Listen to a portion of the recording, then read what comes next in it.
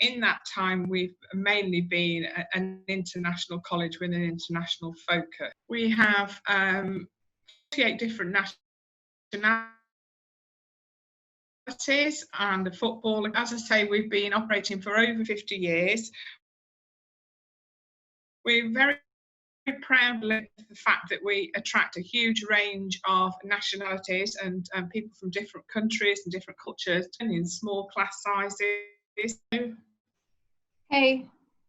Hi, sorry, I think the internet dropped out then. I don't know what happened. Apologies about that. All right, it wasn't long. Okay, I'll go back to sharing this screen anyway. Okay. Okay. So, as I say, this was our student council, and they did a charitable collection. They had the whole school wearing red, and it was about raising awareness of different nationalities and showing racism the red card. So I want to really talk to you about how we get students through to university, and really the focus of today is highlighting in this presentation about the foundation programme, but also about our football academy. And we've had people go through to lots of different countries and the UK and the USA for university, and often they've had scholarships when they've gone to the USA on their football ability. So we're very unique because we're quite a different cultural mix. We've got 48 different nationalities. We're working on careers counselling and really looking at how we can put you into small classes and give everybody a high level of individual attention. And if we have to personalise timetables for people to meet their own objectives, we will do that. English language isn't necessarily a requirement for many people from Kenya, but maybe if somebody was applying from Rwanda or Malawi, they may have studied in French, and they may want to do a little bit of language support and do IELTS to support their work with us, and we can provide that. So where are we based in the UK? Where would people be studying their foundation? Well, we are 55 minutes on the train up from London, for those of you who know where London is in the UK. And these are some photos of the surrounding areas. This here is the centre of the town, and it is a very, very small town, and Brookhouse College is a blueprint on the town. So we have a small campus, but we also have lots of teaching and accommodation all around the town. So this becomes everybody's corridor to college. As I say, we've got a football academy. A lot of people know us as having the football academy, and quite renowned for that. And we have a very, very strong football academy manager who pushes the academy to run as close to a professional football academy as it possibly could be. And this is fully integrated into the school. So that this integration is shown where we're saying that the person who's in charge of this structure, the coaching structure, are the directors of the school and the principal, and then the academy manager and the football academy team. It's important that people are aware that the directors and principal, because if there's no grade, there's no game. You know, overall, people are there first and foremost as a student, and they have integrated football, and that's optional. You don't have to have football, but you can do. Just to give a bit of an idea, those of you who like football, and I think people tend to like football a lot. If they like football, you will notice some of those logos, you'll know some of them. They're some of the fixtures with the teams that we've played recently. Some of our facilities for people to see, and also where we recruit from. And you'll see that there are quite, in the continent of Africa, there is quite a lot of representation. And I think that's because there's a lot of very strong athletes and footballers in that region. So what is success for the Football Academy and Brookhouse? You can see the honours that they've won since 2016, and we're very proud of these. And you'll also see the different championships and the leagues that we are a part of. And again, this is where players have gone off to sign for professional clubs and international appearances. So, the foundation programme. So why would people want to study a foundation programme? What is it that makes people study a foundation? Why do they need to? So it's an alternative route to university as opposed to A-levels or your own secondary education at the end of that secondary and that your last years at school. It's an opportunity to study at a world-class university, so it's a bridging programme that gets you into a very good university, and it's 1 year of study to bridge into university as opposed to, say, a 2-year A-level programme. The entry requirements, it's very much, we're looking at the individual case by case to see that you would cope and you would get the best out of this, okay? So when we counsel our students, we will counsel if we think a foundation is appropriate or A-levels are more appropriate. So there are flexible study options. We've got 2 enrolment dates in September and January, so that fits many education structures. If you're in an international school where you're operating from September through to June or July, this fits for you. But also if you are, your structure of your schooling is a start of the academic year is in November or January, this will fit for those people as well. And it helps students make that step change before they apply for a UK university where they start in September. There's a wide range of subject pathways so that you can really play to your strength if you want to do a flexible pathway, or you can really work and concentrate on something that you're particularly interested in. So it may be if you wanted to do law or you want to do architecture, you're getting all those foundation skills and theory and knowledge in readiness for your first year at law school or architecture school. You will receive a complete and comprehensive package of knowledge and theory most suited to the university that you're going to. We have a lot of contact with the universities and we work very much at making sure that we give you exactly what you need in that year with us to prepare you to the fullest for your first year on your degree. So if you were to meet your conditional offer, okay, so we'll get you some conditional offers, you'll be able to go through to your chosen undergraduate course from the foundation programme. Again, I'm mentioning here the small classes. I think a lot of people can't believe what it's like to suddenly find themselves in a class of 8 to 12 after you've been in a very, very large class, and what impact that has on you being able to build a good relationship up with your teacher, and also being able to push yourself and challenge yourself and excel in your learning.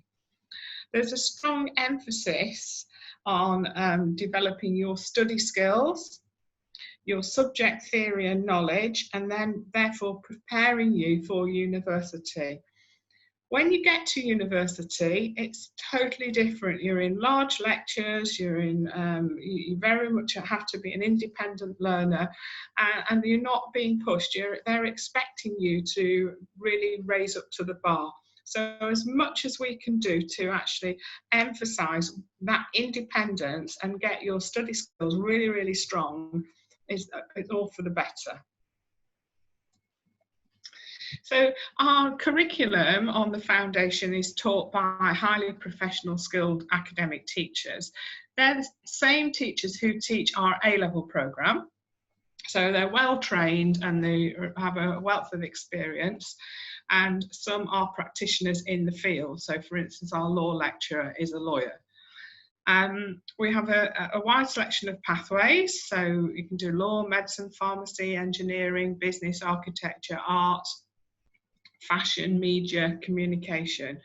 So students can progress to a large number of universities in the UK and overseas.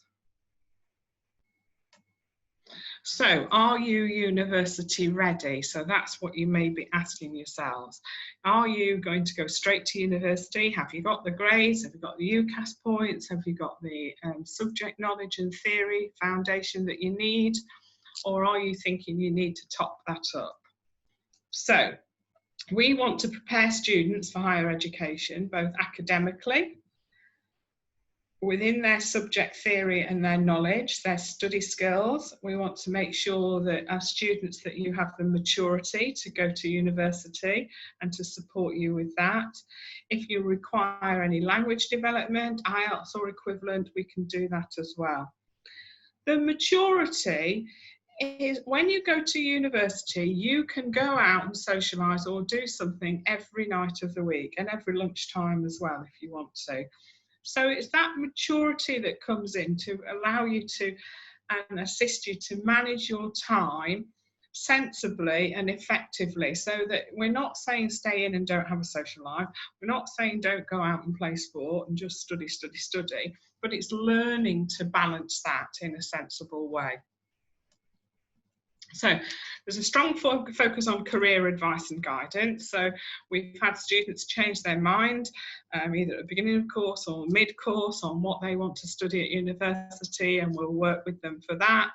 Or they need reassurance, or they need to understand the difference between one type of programme, one type of engineering undergraduate programme and another. And we're able to give them that assistance and help them to choose the right university and apply for admission. Students sometimes are asked to give a portfolio for their applications, and then we're also introducing students to the comprehensive programmes that each university has and how they can pick through that and work out what might be the best match for them. And you can combine all this programme with our Successful Football Academy, of course. It's not, you're not obliged to, you don't have to, but it's there if people wish to. So, as we say, it's providing this excellent bridging and preparatory course between secondary education and higher education at university. It has flexibility, and we'll work with you for the best fit, and we'll assess each applicant on a case-by-case basis. So, some of the modules that people have chosen.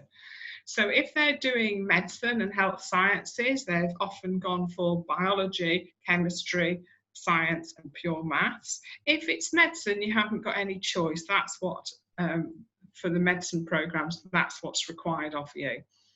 With some other programmes, there's sometimes a little bit more flexibility on the modules that you could choose. So if you go down to business and finance, for instance, there are several things that you could choose in that. And also for law, government, politics, business. I can't see the chat box, by the way, so somebody needs to tell me if there's anything in that. So within the UK, the University Foundation Programme, we've been sending to over 125 leading universities, including many of the Russell Group and the Times Top 30 universities. And there's about 200 and something universities in the UK, but we're not saying that the others don't accept it. We have successfully sent to over 125, and increasingly each year, more and more go overseas. So to give you an idea of some of the universities that our students have been going to, if it's the STEM area, medicine, health science, engineering, and maths, then it shows you the types of university undergraduate programme that they've chosen. Here, biochemistry, food science, and the universities that students have gone to. And they're just a sample, an example to show you. So I know that in Kenya and through UNICEF, people I speak to are usually quite knowledgeable about the universities in the UK and often have had family or they know people at certain universities. And I think that you would see here, you're bound to see some universities that you recognise, or you may even aspire to be admitted to at some point. So again, this is the humanities, the social sciences, social studies, media communication pathways, creative arts, and the flexi pathway. Let me say a little bit more about the flexi pathway. More often than I'm sure you can imagine, we get students who don't know what they want to study at university, or they're unsure, or they feel they're not that sure they want to gamble everything on that subject, okay? So what do we do with those people so that we're keeping their options open? Well, we look at their strengths, we look at all the different things that they're interested in, and we'll put together a flexible program for them with all the subjects and things that they're interested in, and we flex it as much as we possibly can without disadvantaging the student going on to university. So that might sound a bit complex, but it's about good career guidance. It's about how you can choose subjects and do things that will be attractive or useful for lots of different programs, and we work quite satisfactory with students doing that. So what's it like being at Brooke House College and doing a foundation or being on the football academy? If you follow us on social media, you'll get a good picture of what sort of things are happening on a daily basis.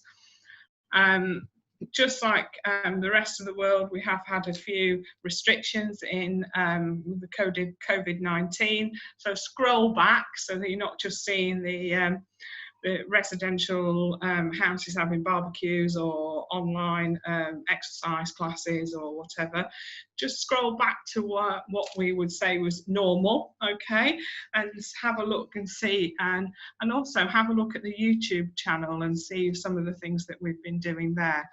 If you are into your football, our technical director, Mickey Adams, he's an ex manager of Leicester City and several professional football teams, as well as an ex-professional player himself. He's doing a series of interviews with ex-professional players, ex-students, and he just chats to them online and talks to them about football in general. So you find that quite interesting. So for more information, you can go through to Alicia or some of her colleagues at Uniserve, and she'll put up the information there and put up the PowerPoint presentation for anyone to access. And there's my email contact as well. So I'm going to come out of the sharing screen now so I can see if there are any comments. And from there, open up the audience really to being able to ask any questions they wish. Can you still hear me? Yeah, we can hear you. There are no questions yet, though. Okay. Like you said, I'll pop our Uniserve email in the info box, in the chat box as well. But yes. If anyone has any questions now, it would be a great time to actually get the answer from Caroline. Yeah, okay, so I can see Shadrach's on. Shadrach, is that Shadrach from Mombasa? Yeah, that's our Shadrach. Okay, lovely Shadrach, nice to see you. Even though I can't see your face, I can see your name, so that's lovely. Suspa, I recognise Suspa's name, Charity's name, Nemo.